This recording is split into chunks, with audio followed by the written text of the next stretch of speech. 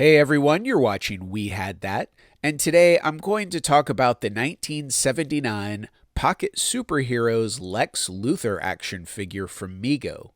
The Mego toy company is probably most famous for making 8-inch action figures of DC and Marvel superheroes, the original Star Trek crew, and Planet of the Apes 8-inch figures, as well as a wide variety of other characters.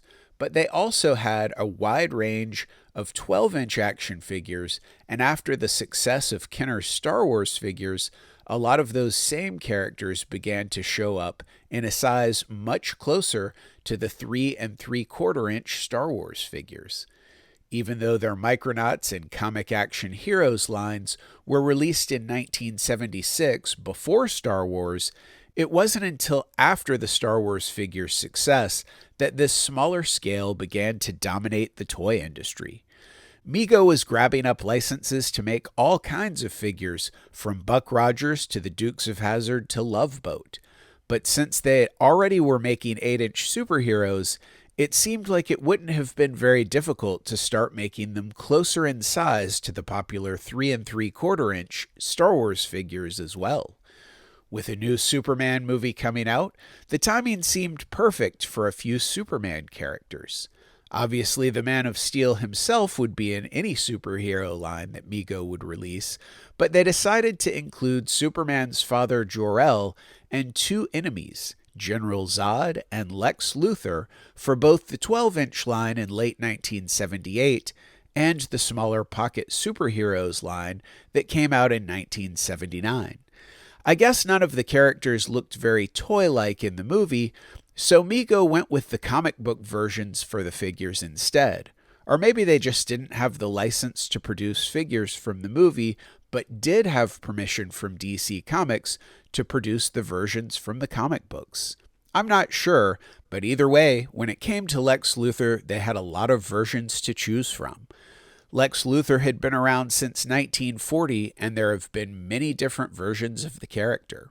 The version that Mego released was the version in the comic books at the time, which consisted of green pants and a purple shirt with a giant collar and a pair of bandoliers across his chest.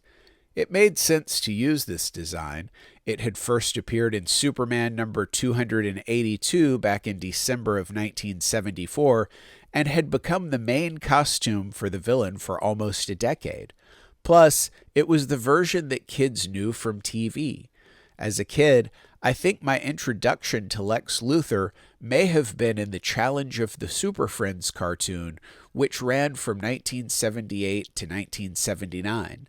However, I may have seen him first in the comics. Either way, I remember I thought it was strange that Lex Luthor had hair when I watched Superman the movie, which came out in December of '78.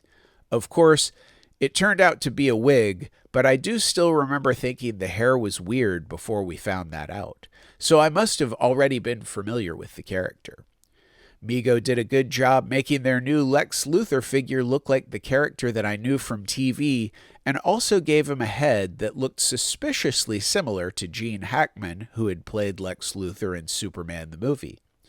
The first year that Pocket Superheroes were available, they came packaged on a red card with a yellow outline and the Pocket Superheroes logo in yellow and blue. Unfortunately, the Lex Luthor, Zod, and Jor-El figures apparently didn't sell very well and were not included when the line continued in 1980 and 1981. Despite only being available for 1 year, these are probably the least expensive and easiest to find in the package of any of the Pocket Superheroes figures that Mego produced. For many years, the Mego Pocket Super Heroes version of Lex Luthor was the only figure available in this scale in this outfit. In the summer of 1983, Lex Luthor's war suit first appeared in Action Comics number 544, and even though a lot of Superman fans really didn't like the new suit, it was the outfit used for the Lex Luthor Superpowers figure in 1984. From that point on, the 1970 suit was pretty much only used as a nostalgic nod to the character's look in the 70s. But thanks to the Mego figures, this version of Lex Luthor will always have a place in toy history. Did you have any pocket superheroes as a kid? Do you collect them now? Did you ever have the Lex Luthor figure? Which character is your favorite? Tell me in the comments below. Also, please give this video a like, share it on social media, and if you enjoy my content, please subscribe to my channel and hit that notifications bell. And one last thing, if you collect toys, you should know about ToyLanta, one of the biggest and best toy shows in the southeastern United States, held annually just north of Atlanta, Georgia.